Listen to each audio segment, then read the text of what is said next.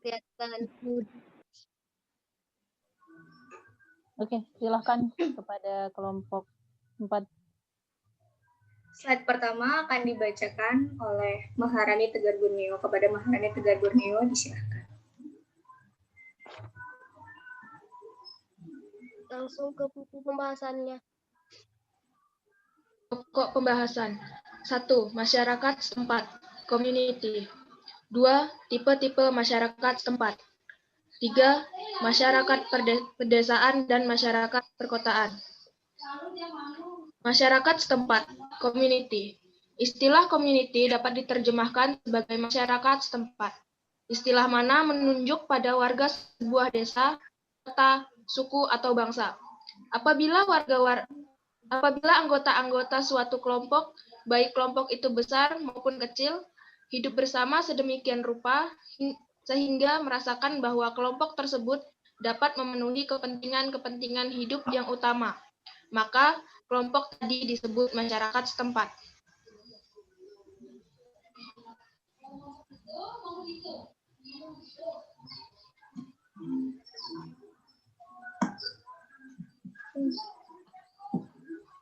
Selanjutnya, unsur-unsur kebudayaan akan dibacakan oleh Dini Putri Afrianti. Kepada Dini, dipersilahkan. Jelaskan juga ya, maksudku menurut perspektifnya mungkin Maharani, karena kan bukan hanya membaca ya, diberikan kayak perincian gitu. Jadi misalnya kayak apa tadi tuh? Ini belum berganti ya slide-nya ya. Bisa diganti ke bawah. Slide.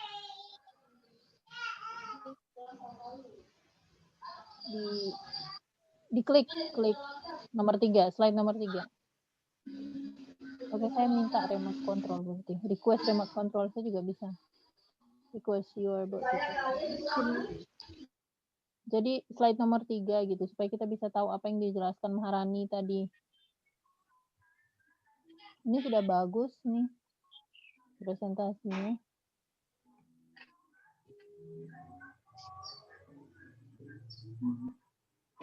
Halo, siapa yang operator kelompok sini? Ya, Miss. Oke, Naya. Ya, Miss. Slide nomor 3. Diklik coba. Ini Miss sudah diklik. You can control Naya present screen.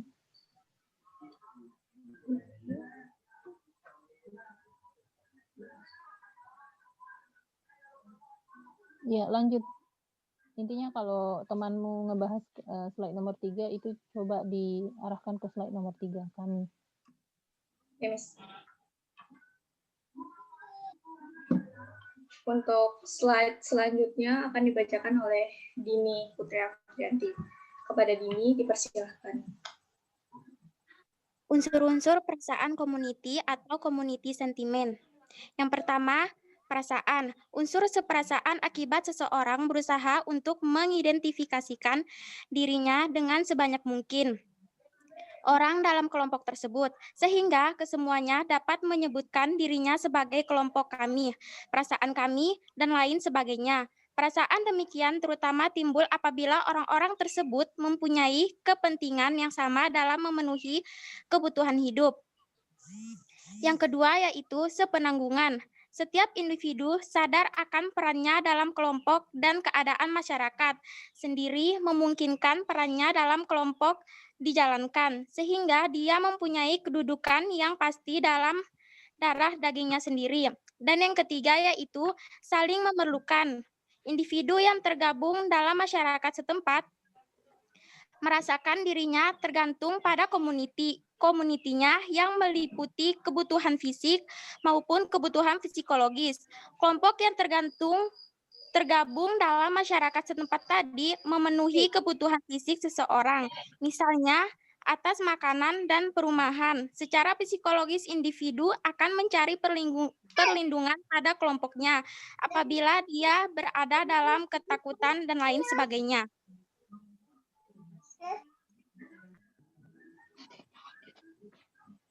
Selanjutnya akan dibacakan oleh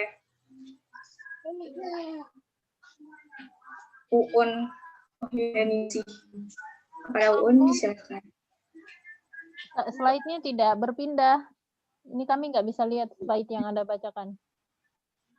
Yang lain bisa lihat nggak? Nggak bisa, Miss. Nggak berpindah itu slide-nya. Iya, Jangan begitu. bentar. View options, give up remote control. Ini saya sudah advanced sharing option, coba. Bisa kok ini.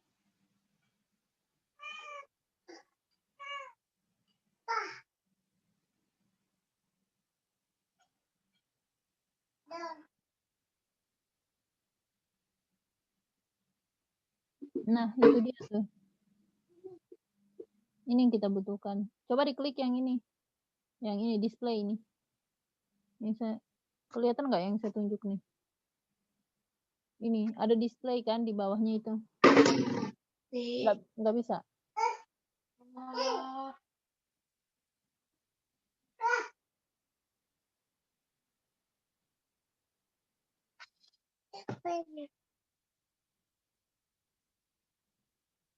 Ini loh, yang ini. Oh, nggak kelihatan ya?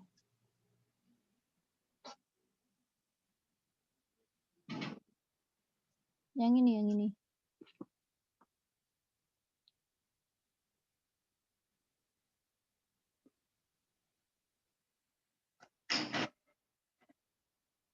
Wah, ini sudah mau habis nih, ya ampun. Running out of time. Ini loh, terdisplay. Ya, enggak apa-apa. Yang penting berpindah. Wah, sebentar lagi mau running out of time nih. Yaudah, dilanjutkan.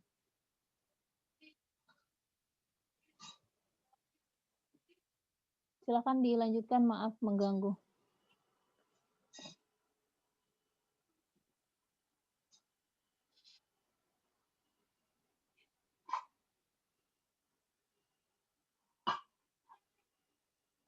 Oke, silakan dilanjutkan. Siapa? Uun. Untuk unsur perasaan akan disampaikan oleh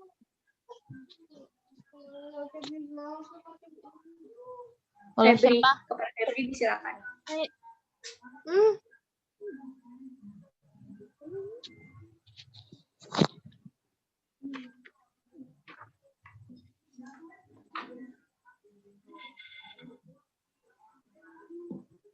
Unsur-unsur perasaan, community atau community sentiment.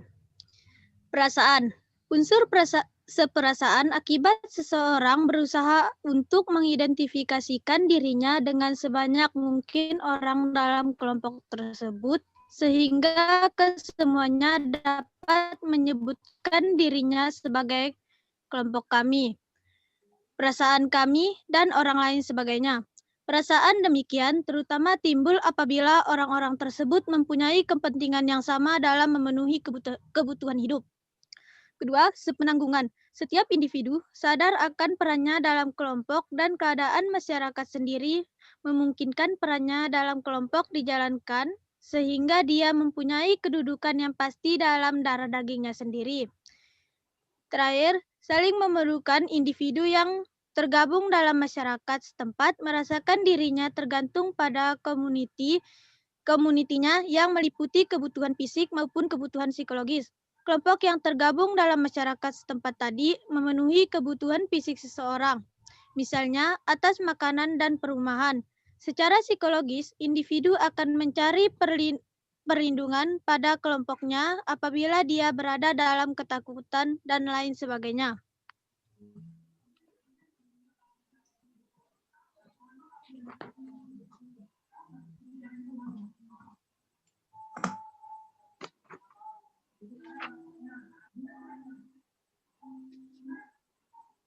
Tipe-tipe masyarakat. Pertama, dalam mengadakan klasifikasi masyarakat setempat, dapat digunakan 4 kriteria yang paling berpautan, yaitu pertama, jumlah penduduknya, kedua, kekayaan dan pendapatan penduduk daerah pedalaman. 3. Fungsi-fungsi khusus masyarakat setempat terhadap seluruh masyarakat dan organisasi masyarakat setempat yang bersangkutan. Slide selanjutnya mungkin akan dibacakan oleh Uun Wahyu Cahyaningsih. Kepada Uun, disilakan. Ganti slide.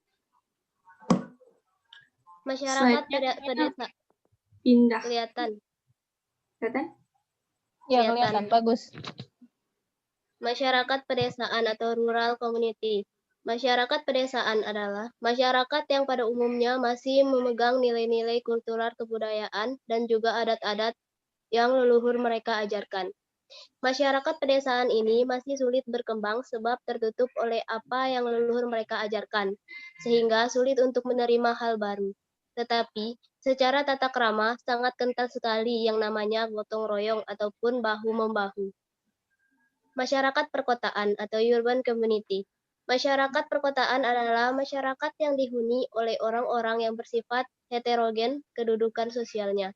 Masyarakat kota ini pada dasarnya telah mengikuti dampak dari era globalisasi, sehingga dapat seringkali pada umumnya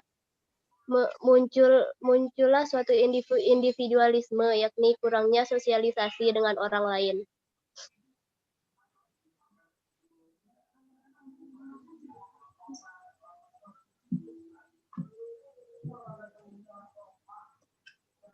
Ciri-ciri masyarakat pedesaan dan perkotaan. Pertama, masyarakat pedesaan. Kebiasaan masyarakat pedesaan masih memegang tinggi nilai keluhuran, keagamaan, dan kebudayaan. Kedua, warga pedesaan seringkali bergantung gotong royong daripada individualisme. Yang ketiga, fasilitas-fasilitas masih jarang terdapat di pedesaan. Keempat, akses pedesaan yang terpencil sulit untuk ditempuh. Kelima, menjunjung tinggi norma-norma yang berlaku di daerahnya. Keenam, mempunyai sifat kekeluargaan yang erat. 7, bicara apa adanya. Yang ke-8, perasaan tidak ada percaya diri terhadap masyarakat kota. Sedangkan perbedaan dari masyarakat perkotaan, yang pertama, kehidupan agamanya berkurang. Adanya kebiasaan hanya duniawi saja yang dikejar. Yang kedua, banyaknya warga kota yang individualisme atau lebih sering itu kayak hidup sendiri-sendiri gitu, kayak lebih ke dirinya aja gitu, nggak mikir orang lain gitu. Yang ketiga, ada warga kota umumnya mendapatkan pekerjaan yang lebih layak, yang lebih banyak dan lebih baik. Keempat, perubahan-perubahan akan terlihat nyata di kota sebab sangat berpengaruh dari budaya luar. Yang kelima, lebih sering terkena dampak globalisasi. Keenam, orang kota pada umumnya dapat mengurus dirinya sendiri tanpa bergantung dengan orang lain. Yang ketujuh, di kota, kehidupan keluarga sering sukar untuk disatukan karena perbedaan politik, agama, dan sebagainya. Mungkin itu saja yang dapat kami sampaikan. Sekarang kami membuka sesi pertanyaan untuk 3 penanya. Kepada teman-teman yang mungkin mau bertanya atau menambahkan, disilahkan.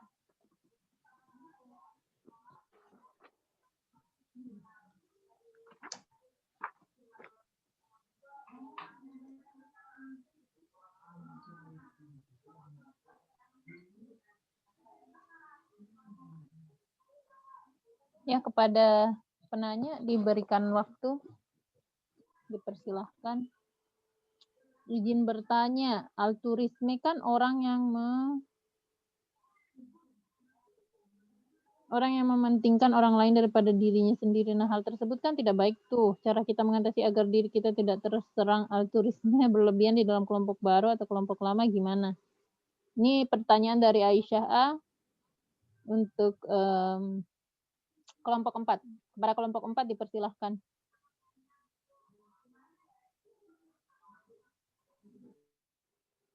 Suara saya didengar? Dengar, Bu. Ya, silakan.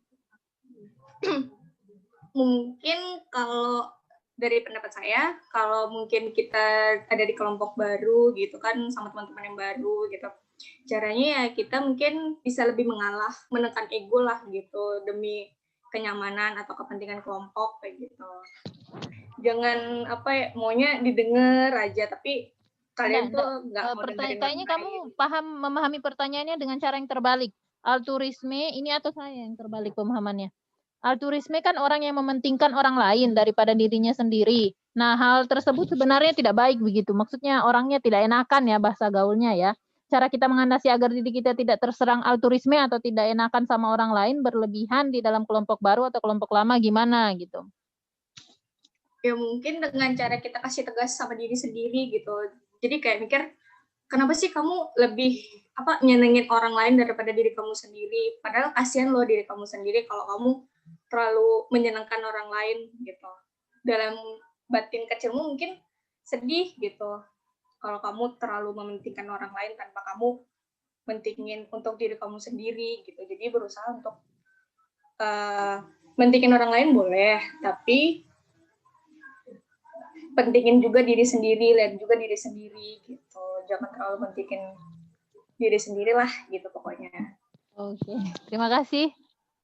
Sama-sama. Yang lain ada? Aku mah rapopo ya. Ada itu kata-kata seperti itu ya. Tapi ada satu pepatah.